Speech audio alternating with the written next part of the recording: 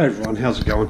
So on this episode, I'm going to be working on GS125, and because I've cleaned up the garage, I'm a lot more motivated to actually work on it. So initially I was going to start buying the tank and another seat and fit it on, make sure it all fit, but as we're in lockdown, and I need to strip it down anyway to get the frame cleaned up, get all the rust off it. So I was going to get it sandblasted or soda blasted or whatever blasting the experts recommend, and get the frame repainted. I've got to take everything off anyway. So we're going to start with the electrical system, because that's probably the easiest to start with on such a simple bike. So the wiring harness is quite simple. It's not overly complicated. A couple of cable ties undone, and you're good to go. Most people's biggest concern is remembering where everything goes. So what I'm going to do, what you can do is I'll put a bit of tape around this and label it like rear, that's blinkers and tail light. Then the bit that goes off here, I'll relabel that. We can relabel this like that's the rear brake, and I'll write rear brake, neutral, actives, solenoid, and then just work away along here, and just front lights and indicator. Just using a bit of electrical tape, not much left, but that'll do. If you've got a label maker, or even better, you'll find that prints up the label a lot neater. But unfortunately, I broke my label maker and I went to change.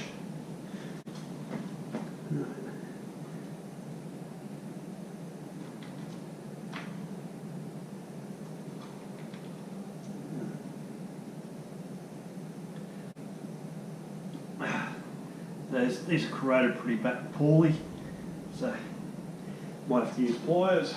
So you could even spray some WD-40 on it and help. These probably haven't been taken apart in ages. Just be gentle, make sure you don't damage the wires. So that's the brake switch.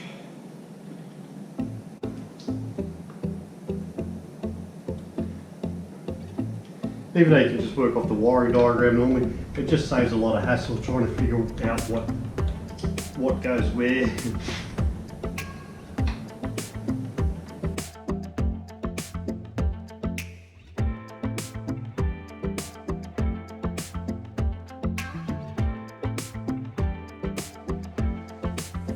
Also, take photos while you're going along so you remember where everything goes and how it works, what it connects to.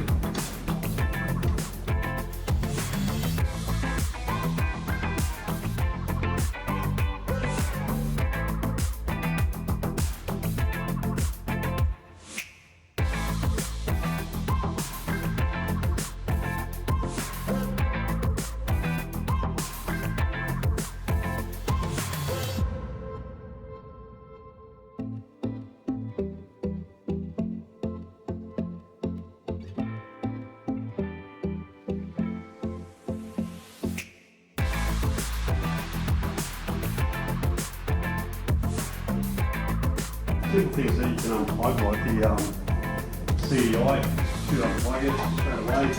It doesn't really sit there.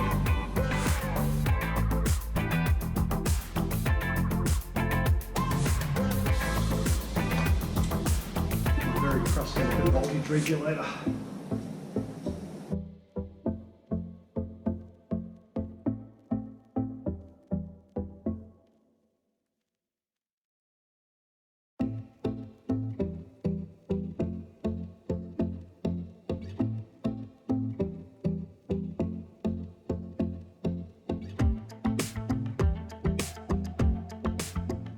Then cut off all the cable ties very carefully. Make sure you don't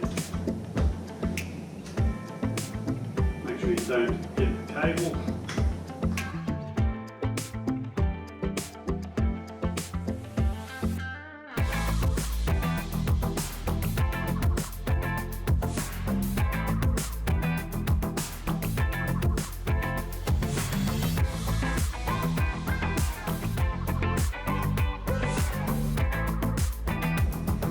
very careful with the plastics because a lot of them are quite old. Just going to show a bit of tear or strength. Lots of damage there. Terminals. There we go.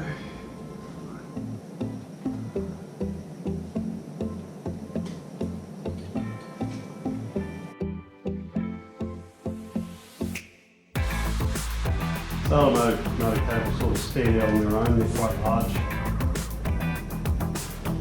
So I'm not going to bother labelling those.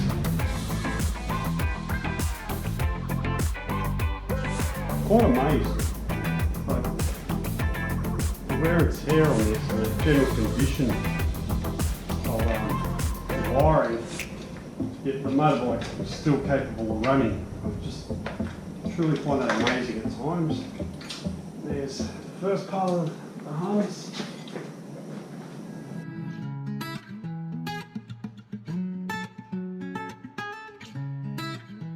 Basically anything that doesn't have a plug, you should label.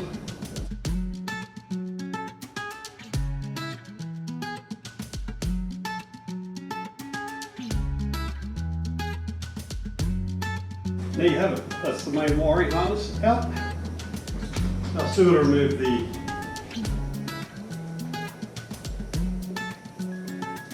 this one's pretty self-explanatory. It's the just a control for the lights and indicators and board. You'll have another one over here. That'll come straight out. That's for your on-off switch to start and your lights. And the last one is your indicator. And the last one's for your ignition. Which I'll take out next.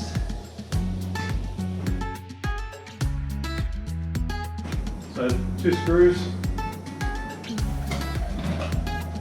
Cut the key out and push down, and that's the ignition.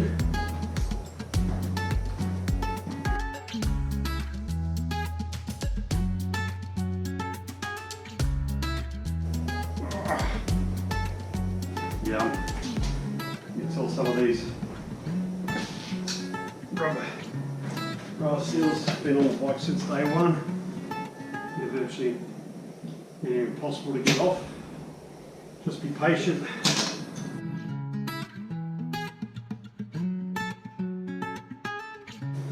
So I don't need to label that. That's just one core.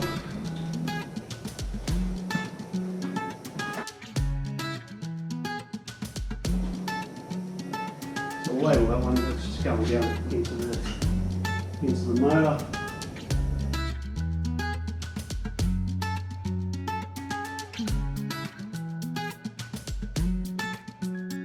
So on this side there's a thicker cable, is just the neutral, the negative for the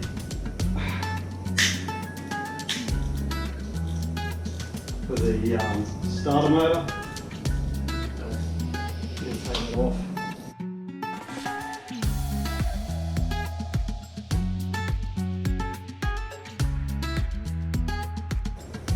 So I can remove that switch later. That's the switch for the rear brake.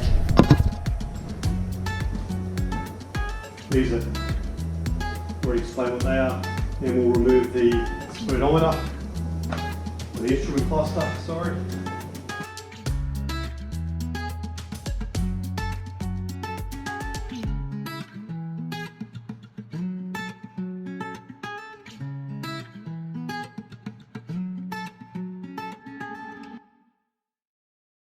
I'm going to leave this all in place.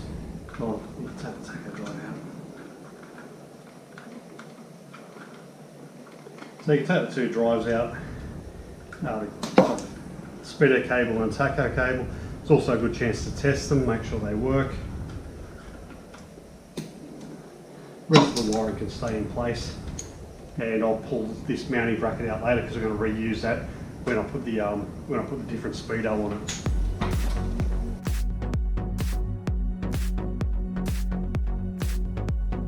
I've been using a lot of these sandwich bags. They're really useful. What I do is I try to keep all the nuts and bolts separate for whatever section I'm using them for. So This one was for the mounting bolts for the tachometer, so I'm just going to write tachometer on there. Just taking the clutch, the lever on the clutch side out.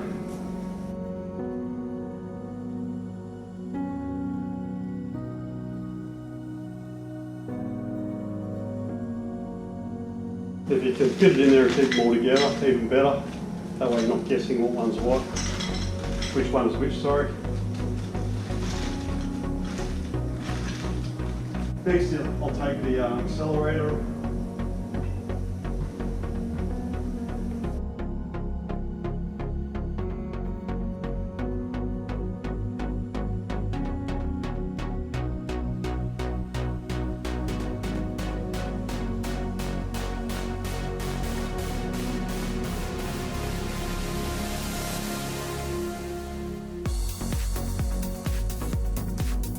Now, I can't emphasise enough to label everything you do and take photos.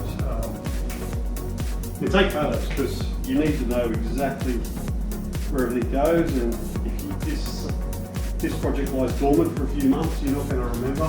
Try to keep the associated screws, nuts and bolts. That was good. Try to keep everything together as best you can. I'll take the cables off later.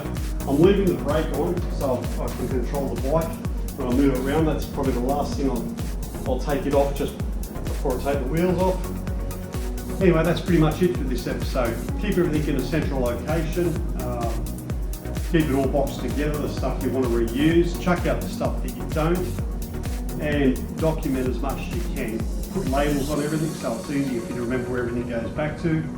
And keep it all together. Don't spread it out. You'll only lose it. So on the next GS125 episode, I'm going to use this Haynes manual for the GS125, and there's a section removing the engine from the frame, and I'm going to follow all these steps and see how long that takes me.